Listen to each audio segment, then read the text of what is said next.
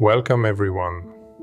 Today we are looking at what is perhaps the most brilliant single generation of composers in the entire history of music, the early Romantics. This incredible constellation of genius was born in a remarkably tight window, beginning with Franz Schubert in Vienna in 1797 and followed by a 10-year period between 1803 and 1813 that saw the births of Hector Berlioz, Felix Mendelssohn, Robert Schumann, Frédéric Chopin, Franz Liszt, Richard Wagner, and Giuseppe Verdi. Tragically, it was not a long-lived generation. Of that list, only the last four survived to continue their major work into the second half of the century. Two massive pillars of influence united these composers.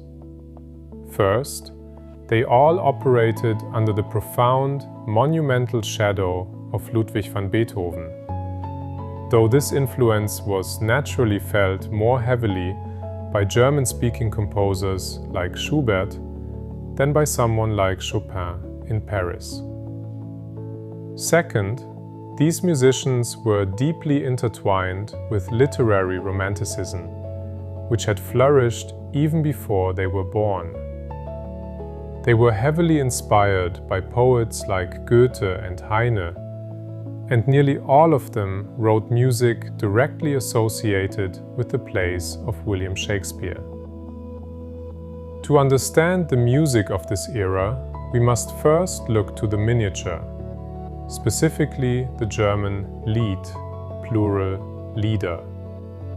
Evolving in the late 18th century and flourishing in the 19th, the Lied became one of the most important miniature genres of the Romantic era. The anatomy of a Lied rests on three distinct characteristics. First is the accompaniment.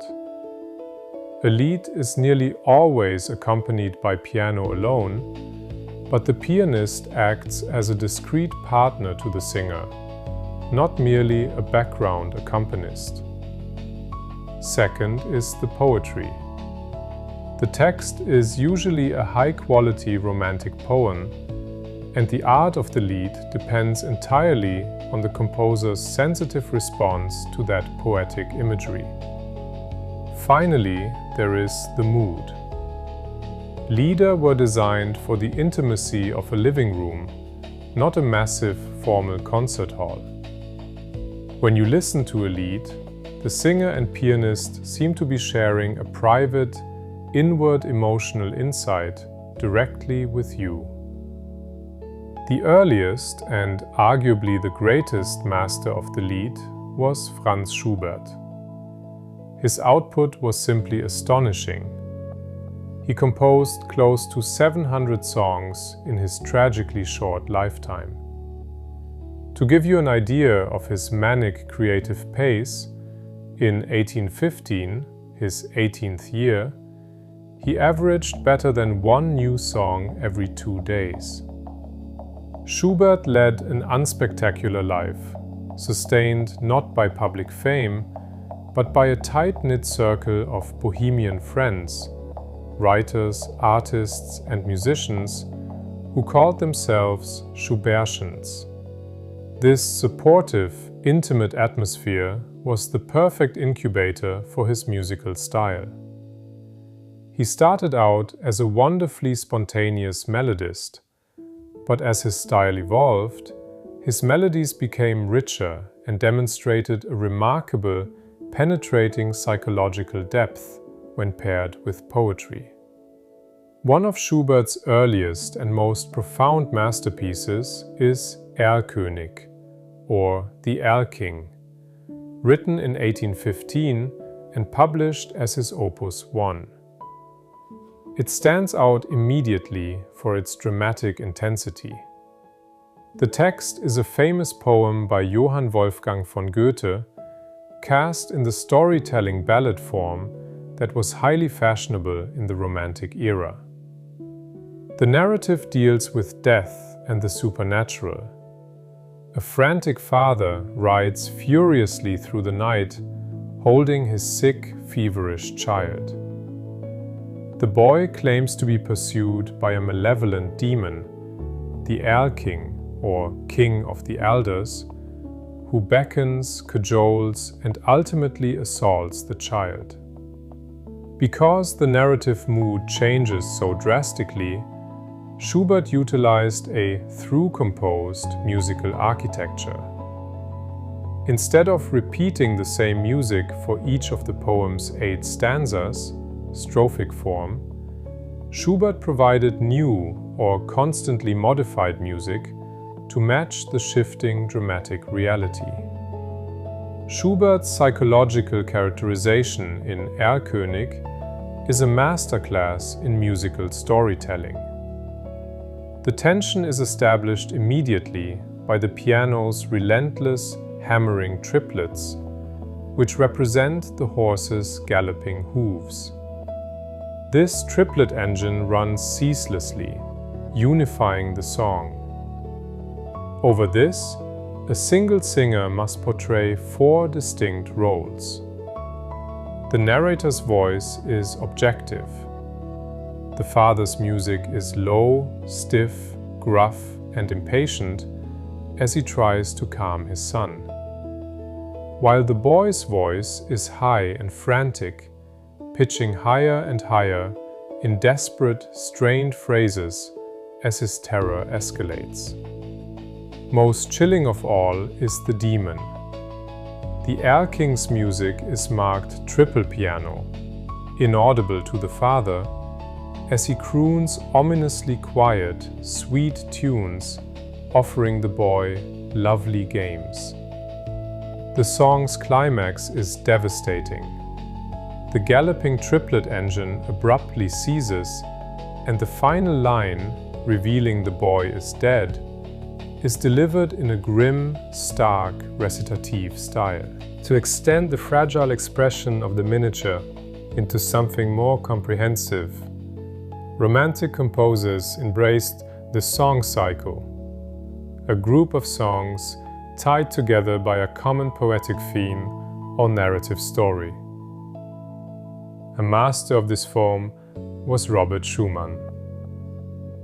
Schumann possessed a profound literary flair. He actually founded a highly influential music magazine, the New Music Journal, and wrote criticism under dual alter egos. He used the name Florestan for his impetuous, explosive side, and Eusebius for his tender, dreamy, inward side. His personal life deeply fueled his art. After finally overcoming fanatical opposition to marry the piano prodigy Clara in 1840, he experienced a song year, suddenly pouring out nearly 150 love songs. Tragically, Schumann was plagued by severe depression and mood swings. Tormented by hallucinations, he voluntarily committed himself to an asylum in 1854, where he died 2 years later. During that miraculous 1840 song year, Schumann composed his most famous song cycle, Dichterliebe, A Poet's Love. Featuring poems by Heinrich Heine, the cycle traces a psychological path from cautious optimism to bitter disillusionment. The first song, Im wunderschönen Monat Mai, in the wonderfully lovely month of May, is built on a strophic architecture, where both stanzas of the poem are set to identical music to highlight the similarity in meaning. But it is the harmonic romantic effect that makes it brilliant. The piano winds its way in and out of the vocal line, dwelling on quiet but piercing dissonant harmonies. At the very end of the song, recognizing the hint of unrequited longing in the poem, Schumann leaves the piano part hanging suspended in mid-air.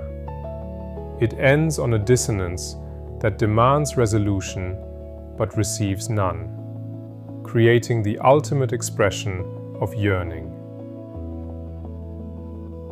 By the end of the Dichterliebe cycle, the poet's heartbreak is complete.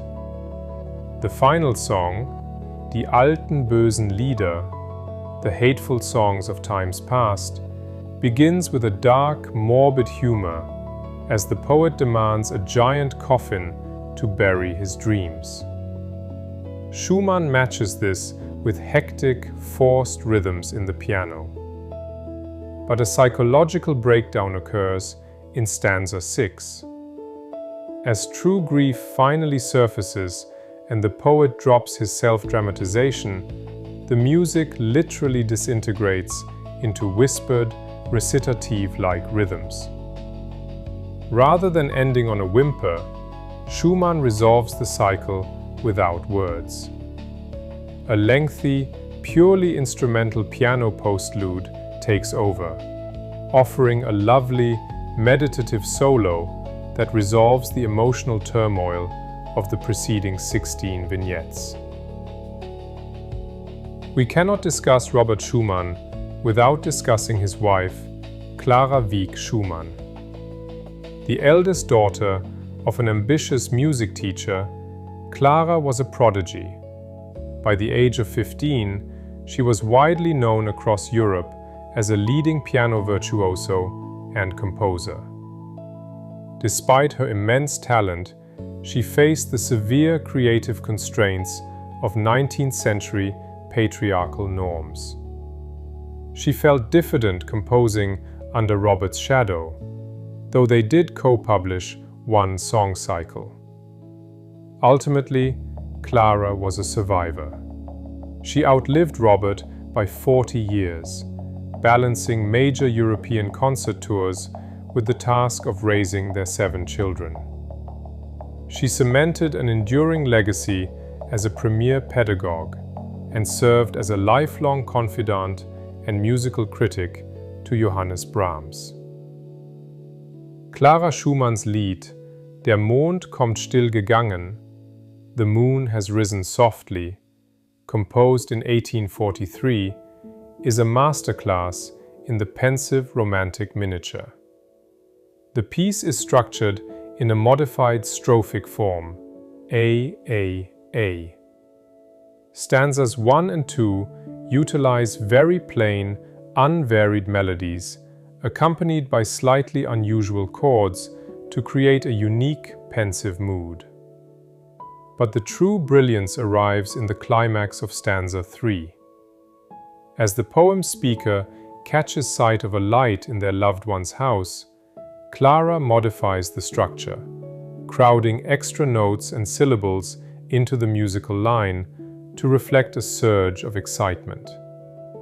The phrase peaks beautifully on the word Liebchens, loved one, supported by a new high note, fresh harmony, and an expansive 5-bar phrase.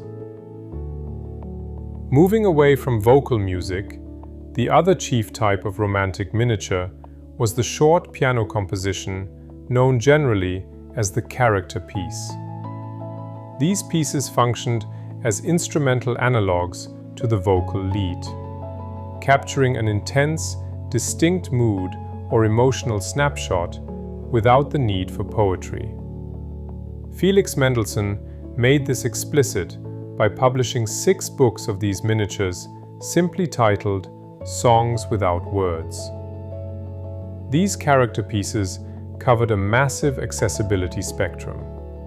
Some were modest parlor pieces intended for beginning students, while others were fearsome virtuoso showpieces that only their composers could play.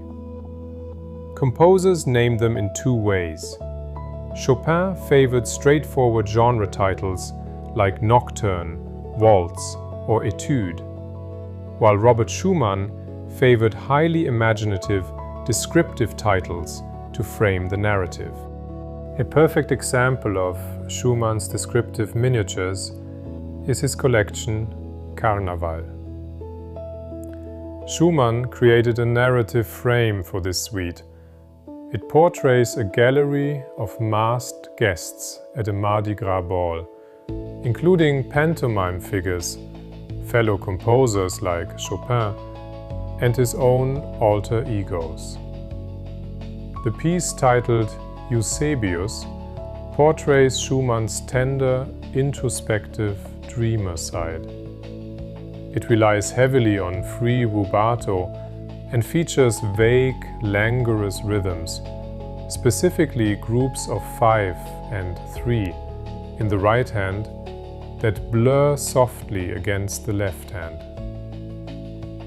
In stark contrast is the very next piece, Florestan, representing his firebrand alter ego. This piece is built from a single, volatile, explosive motive. It moves wildly in sudden fits and starts before ending abruptly, suspended in mid-air on an unresolved non-cadence. If Schumann used the piano to tell stories, Frédéric Chopin used it to explore pure sound. Chopin was an uncompromising specialist.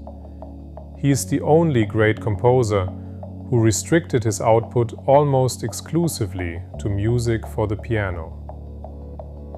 Born in Poland, he relocated to Paris at 21, where he reigned as a glamorous, fashionable teacher in elite private salons, rather than the hurly-burly concert hall. He proudly popularized stylized Polish dances such as mazurkas and polonaises. His personal life was dominated by a tumultuous 10-year relationship with the early feminist novelist Aurore Dudevant, famous under her pen name Georges Sand.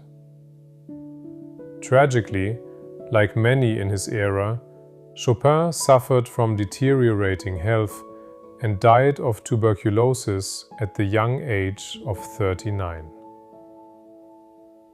Chopin wrote 21 nocturnes, or night pieces, designed to evoke languid serenades or dark, secret laments. His nocturne in F-sharp major perfectly demonstrates his sonic architecture. It possesses an unprecedented elegance achieved through liquid chromaticism, freely utilizing all the notes of the chromatic scale to decorate the melodic line. It also relies entirely on the graceful, flexible rhythm of rubato. Formally, Chopin avoids sharp, literal repetitions. The structure is a fluid A', B'. The melody seems to grow almost improvisationally, surging spontaneously toward a moment of real passion before melting away into a delicate, unexpected coda. While Chopin preferred the intimate salon, Franz Liszt dominated the public spectacle. In his younger days, Liszt was the ultimate piano virtuoso, drawing massive, frenzied crowds like a modern rock star. Famed for his dashing looks and highly publicized liaisons with married noblewomen, his career occurred in 3 phases. First was the touring virtuoso, where he composed fiercely difficult piano showcases. Tiring of the road, he became the Weimar director, shifting his focus to orchestral conducting and pioneering the radical program symphony alongside Wagner. Finally, he became the experimental abbé, taking minor religious orders in Rome and composing radical, highly experimental sacred music in his old age. From his touring years, Liszt's transcendental etudes were pieces that demanded execution, defying mere earthbound pianists. Etude number 8, Wilde Jagd, Wild Hunt, is inspired by northern folklore, depicting a terrifying, ghostly hunting party coursing through the night sky. To capture this, Liszt utilized extreme technical mechanics, including a three-hand effect, dense, rapid notation, creating the acoustic illusion that three hands are playing simultaneously. Structurally, Liszt employs a sophisticated technique called thematic transformation. He takes the furious, galloping first theme that represents the hunt and radically alters its mood and rhythm to generate a deeply expressive, passionate second theme out of the exact same musical DNA. Now, let's step away from the piano and look at the orchestra. The core concept driving large-scale romantic orchestral works was program music. Instrumental compositions intimately tied to non-musical, usually poetic, ideas or narratives. There were two main avenues for this grand expansion. The first was the concert overture, a single-movement orchestral piece written in sonata form. Though titled like an opera introduction, it was a completely standalone piece meant for the concert hall. The second, much more radical avenue was the program symphony, a massive multi-movement orchestral work that spells out a literal narrative movement by movement, often guided by a distributed pamphlet. The undisputed master of the concert overture was Felix Mendelssohn. Felix and his sister Fanny were raised in a wealthy, highly cultured Jewish banking family in Berlin. Felix maintained strict classical techniques within his Romanticism, writing masterpieces like the A Midsummer Night's Dream and Hebrides overtures, and he led the landmark historical revival of J.S. Bach's St. Matthew Passion. His sister Fanny was an equally talented and highly prolific composer who ran incredible weekly musical salons at their mansion. However, she was a victim of 19th century patriarchal expectations. Upper-class women were strictly discouraged from pursuing public artistic careers. Consequently, only a tiny fraction of her brilliant work found its way into print during her short life. We now turn to the most impetuous radical of the era, Hector Berlioz. Berlioz had a rebellious path. He grew up in rural France and was sent to a Parisian medical school, but fled in horror from the dissecting room to enroll in the conservatory. He was driven by a hypersensitive, intensely emotional personality. This emotionalism peaked when he fell madly, obsessively in love, from afar, with Harriet Smithson, an Irish Shakespearean actress. To express these massive emotions, Berlioz introduced staggering orchestral innovations. He possessed an unprecedented imagination for tone color, demanding massive ensembles and radically new instrumental techniques. In fact, his scores were so complex that he became one of the first great touring conductors merely to ensure his music was played correctly. Berlioz channeled his obsession with Harriet Smithson into his 1830 masterpiece, the Fantastic Symphony. He distributed a programmatic pamphlet at performances subtitled Episodes in the Life of an Artist. The lurid story describes a lovelorn, suicidal musician who takes a dose of opium, plunging into a deep sleep filled with dark musical hallucinations. To represent Harriet Smithson musically, Berlioz invented the idée fixe, fixed idea. This is a single, yearning musical melody that recurs across all 5 movements of the symphony. To match the shifting, narcotic narrative of the dream, Berlioz subjects this theme to drastic structural mutations, a prime example of thematic transformation. Let's track this idée fixe through the opium dream. In movement 1, Reveries, Passions, the artist experiences the aimless soul sickness and volcanic love of his obsession.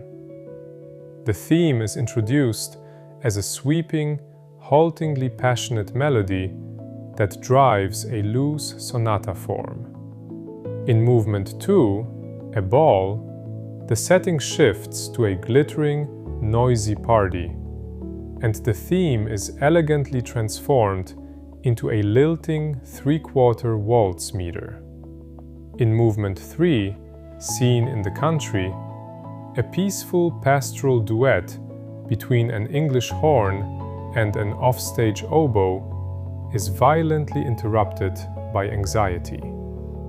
The movement ends with the English horn playing alone, while 4 timpani mimic the sound of distant, threatening thunder. In movement 4, March to the Scaffold, the artist dreams he has murdered his beloved and faces the guillotine. Over a wild, gloomy downward scale and a brilliant military march, the idée fixe appears briefly at the very end, only to be severed by a brilliant orchestral chop representing the fall of the axe. However, death is not the end. In the 5th and final movement, Dream of a Witch's Sabbath, the nightmare reaches its climax. The artist wakes up in hell, surrounded by sorcerers, monsters, and shrieks, gathered for his own demonic funeral. Then, the corrupted beloved arrives. Harriet Smithson comes to the Sabbath, completely stripped of her previous nobility and timidity. The idée fixe returns one final time, but it is heavily mutated. It is no longer a sweeping romantic melody. Berlioz has transformed it into a vulgar, squeaky 6/8 jig, played mockingly by the shrill, high E-flat clarinet. Her arrival at the orgy is greeted by an orchestral roar of joy. As the orgy reaches its peak, Berlioz introduces a blasphemous parody. Tolling funeral bells introduce the Dies Irae, Day of Wrath. This was the most solemn Gregorian chant of the Catholic Requiem Mass. Every listener in France would have recognized it instantly. Berlioz brutally parodies it, starting it in low, heavy brass and eventually speeding it up into a vulgar, bouncing rhythm in the woodwinds. Next, he introduces the Witch's Round Dance, a chaotic free fugue utilizing strict counterpoint to represent tumbling, orgiastic confusion. The symphony reaches its absolute grand synthesis and climax when Berlioz forces the solemn Dies Irae brass and the wild string fugue to play simultaneously. It is a masterstroke of early Romantic theatricality, proving that in this era music had truly become unbound.